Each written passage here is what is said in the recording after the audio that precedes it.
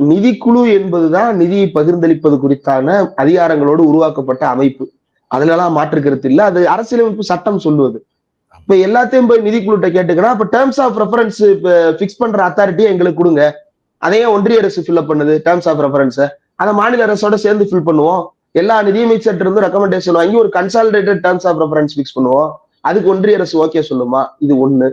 ரெண்டாவது, என்னைக்கு planning commission ஒண்ணு தனியா பிரிச்சாங்களோ நாடாளுமன்ற சட்டத்தின் மூலமாக, அப்பயே பினான்ஸ் கமிஷனுடைய ரோல் ரொம்ப சுருங்கிருச்சு சார். அதாவது பிளான்டு எக்ஸ்பெண்டிச்சர்ஸ் எல்லாத்தையும் பிளானிங் கமிஷனோ, நான் பிளானிங் எக்ஸ்பெண்டிச்சர்ஸ் பினான்ஸ் கமிஷனோ தீர்மானிக்கிற பிரிவினை வந்துருச்சு.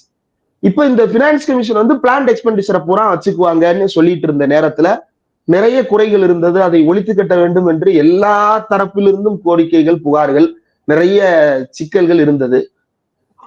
ஒரு கட்டத்தில் அது ஒழிக்கப்படுகிறது. பிஜேபி ஆட்சிக்கு வந்ததற்கு பிறகு அது ஒழித்து கட்டப்படுகிறது. Planning commission is no more.